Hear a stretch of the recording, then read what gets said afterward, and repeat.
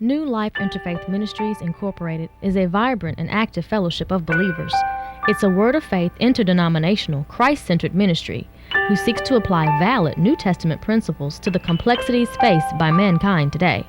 The ministry has made significant progress over its 10 years of existence under the leadership of senior pastor and founder George M. Matthews II. With much success in such a short period of time comes much opposition.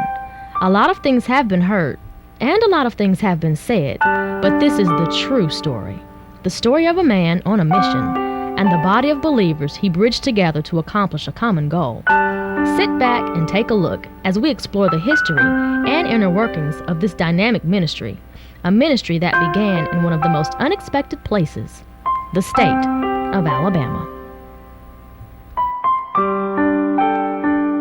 Like any adoring husband, a young George Matthews made a number of promises to his wife, Judith, but one promise in particular, the Lord would not let him keep.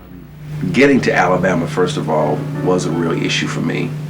It's a place, a state, let's say, that I never envisioned myself being, particularly Birmingham, Alabama.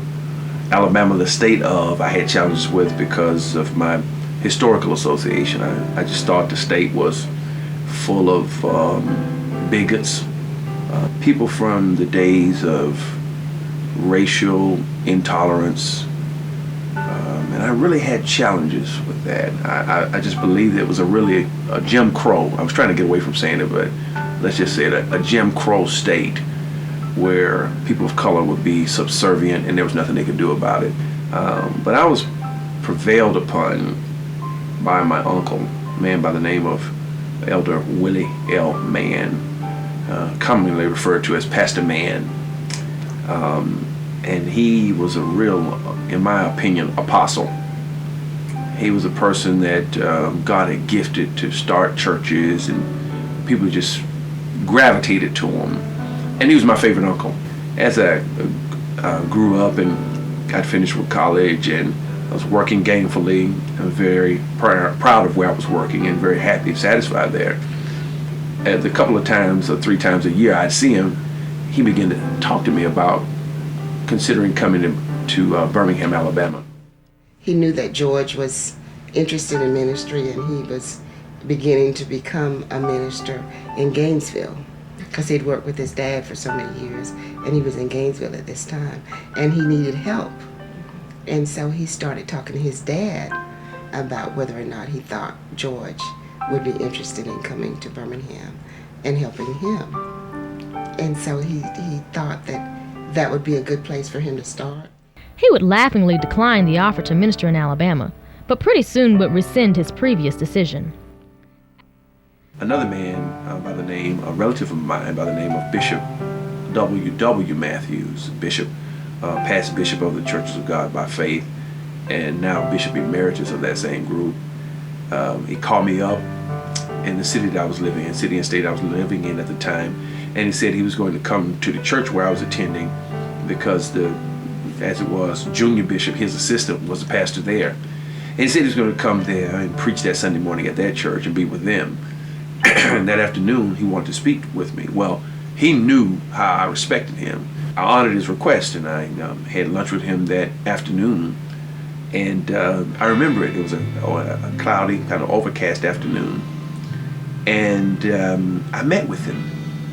And he talked to me, and I remember what he said to me. He said, if you can stay here in the state where I was, he said, you're going to be a great preacher. I've heard you preach before. He said, there's an anointing on your life. So I was glad to hear that from him. And he went on to say, he said, however, your experience with God is going to be limited.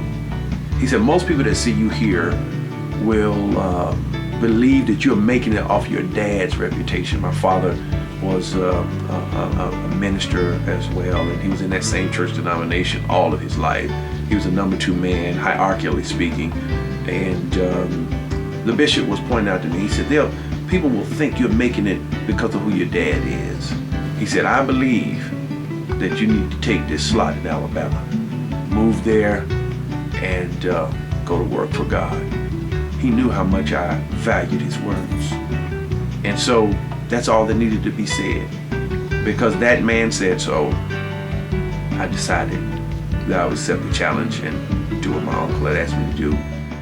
After receiving a bit of guidance from Emeritus Bishop Matthews, the younger minister accepted a position alongside his favorite uncle, the late Pastor Willie L. Mann, in the small towns of Docena and Abernat, Alabama. Though he accepted grudgingly at first, he later found his niche by the side of Pastor Mann, who taught him many important lessons in the ministry. Under the tutelage of Pastor Mann, Minister Matthews would teach weekly Bible studies at both churches, then, under the direction of Pastor Mann, preach a Sunday service at one of the churches. And when he came, he worked along with Pastor Mann in Abernat and in Docena. Pastor Mann would go to Abernat one Sunday and George would go to Docena the next Sunday. So they alternated. He was very dependable. And if Pastor Mann asked him to do something, he was there, and he did it. And so he was really the force behind what Pastor Mann was wanting to do. He was asked to take his first pastoral role at Abernat Church of God by Faith in 1987. Yeah, up until then I'd been preaching for a while, but I preached pretty much as an evangelist. Preached at different churches, different places, and just kind of ran up and down the road, as they said. Preaching and sharing the Word of God at different opportunities and venues as the Lord provided. A few years later, Pastor Matthews would receive a pivotal phone call to preach at a youth revival at Mount Hermon Baptist Church. For 5 nights, a fiery George Matthews preached an action-packed message to an excited audience. Every single night was action-packed. I had been preaching a while then, maybe I'd say about 5 years, maybe 6 years then. But I had never been in a service where God was meeting me every night with signs and wonders following my ministry, like at that revival. At the time, the Baptist church did not have a pastor. Swept away by his anointing and powerful message, the deacons of the church offered the position to Pastor Matthews. Well, I said, oh, no, I'm not interested in pastoring church. I'm satisfied where I am. And besides, you all are Baptists, missionary Baptist church, okay? If you raise Pentecostal holiness, you just stay away from the Baptists. You don't do that because you think the Baptists are not saved. They don't have what we have. God told Pastor Matthews to accept the offer when the door was opened again. I had already told him, because God told me I could not leave the church where I was already pastoring in another denomination. Well, according to the quote-unquote denominational rules of the game, a man is not supposed to pastor in separate denominations. He can pastor 2 churches. He can pastor he can be a bishop over how many ever churches he wants to be, or the number of churches that the Spirit of God opens the door for, if he's in the same denomination. But that's not what God told me. He said, don't stop pastoring this church. I'm going to give you that church. He said, because I want to teach you something about different types of people. And this is important because it'll help to understand the name of our new church, New Life Interfaith Ministries. There were a lot of disagreements and wrangling at the meetings regarding Pastor Matthews and the vacant position at Mount Hermon's pulpit. But I didn't like him. He's a man I couldn't stand my head to man. Because when other people told me about him, and you got to let out other people told me about him, I didn't like him until I met him that day, and I fell in love with him. That same day, one day, just one day, one time, I just fell in love with him, and from then on, we just been real close. We just more than just friends, we brothers, really. I had a death threat the first Sunday coming down there. The deacons called me and said, one of the pastors called me and said, George Matthews, he said, I don't think it's a good idea for you to come to church. He said, if you have to come, don't bring your family. He said, because these people are talking about getting physical down here. Sweet people, but there was an underpinning of people, just a small aggregate, small number of people at the Baptist church didn't want to, in the community, didn't want to see it happen because they said, I need to stay in one denomination or the other. The weapons formed against Pastor Matthews would not prosper. He would now pastor and love both churches and continue learning about the interfaith concept. The next year, 1988, would prove to be an important year for the young pastor. George Matthews would befriend a Birmingham area pastor, Gary K. Witt of Calvary Resurrection Christian Church. George knew that God had used Pastor Witt to open doors for him and other ministers' churches. God would also begin showing Pastor Matthews visions of a new church in 1988. He would have the visions for 3 nights straight, with each night increasing in clarity and detail. I was asleep, but he awakened me in the middle of my sleep. I want to be clear on that. I was not dreaming off of greens and chitlins or something like that I ate, and it was disagreeing with me, and I was just dreaming something very vague. You were awake? Awake. You were asleep, I was asleep, and then you but woke up. He awakened me in the middle of my sleep. I was still asleep, if you will. I didn't sit up out of the bed, but he gave me a vision, and I'm trying to best describe how this vision took place. It wasn't like a dream. It was a vision is what I'm trying to tell you. But the vision was so real. At the time I'm seeing the vision, I thought I was awake and living it. You follow me? I thought I was awake and living it. It was only when I came out of the vision that I understood I was asleep and seeing a vision. I call it a dream because I was asleep when I went into it. But it was a vision. While at a faith conference, Pastor Matthews would hear a word in due season by world-renowned speaker Mike Murdock. Murdock's message would spark Pastor Matthews' memory of the God-given vision he'd had in 1988. I didn't know who Mike Murdock was. Other people knew him. I did not even know who he was.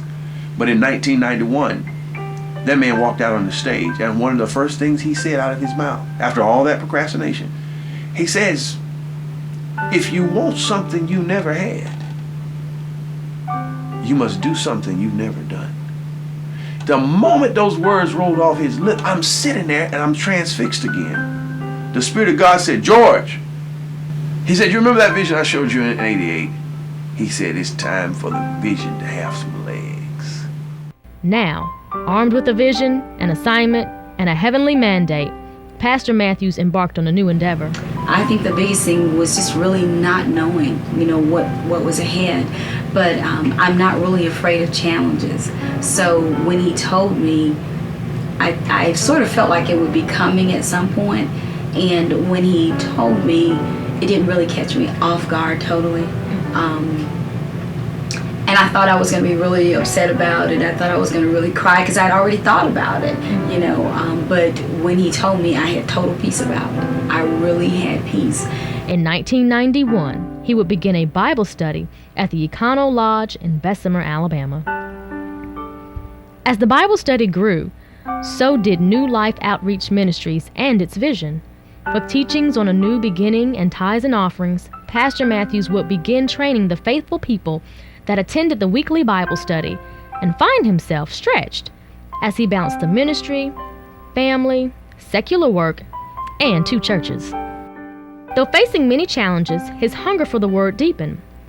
But it was Dr. Dollar who'd have the greatest impact on Pastor Matthews' life. After much prayer, the Lord directed Pastor Matthews to resign his position at both churches and begin New Life Interfaith Ministries.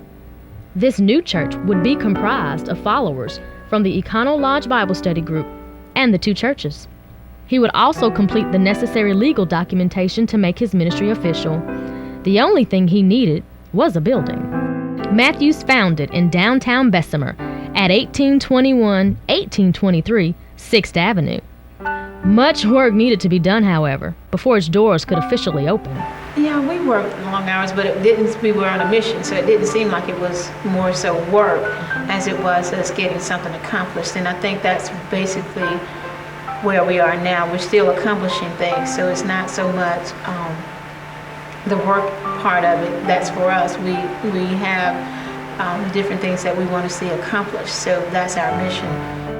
Finally, the culmination of years of prayer and hard work resulted in their first service at 1821 that January, with Pastor Witt as the guest speaker. The night, though blessed and full of expectation, had its share of challenges. We worked really hard to have everything go absolutely perfect. but it was nothing like that. We didn't have nothing that worked. Everything, the lights went out, the sound went out, the air conditioning went out, the first place, everything, but we still enjoyed it. We had a nice time there. Even though we didn't have no sound, no lights, we still had a great service though. The following Sunday, 12 adults would commit to the ministry and attend the first official Sunday service. Well, the first day, actually, I remember the morning getting ready for the service, just really being nervous. And just like knots in my stomach. I wonder if people are really going to come to church. What is it going to be like? Who is going to show up?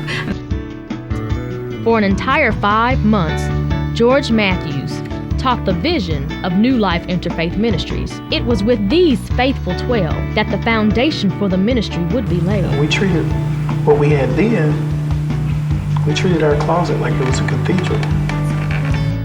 Much success followed, and by the end of May, 60 people had joined.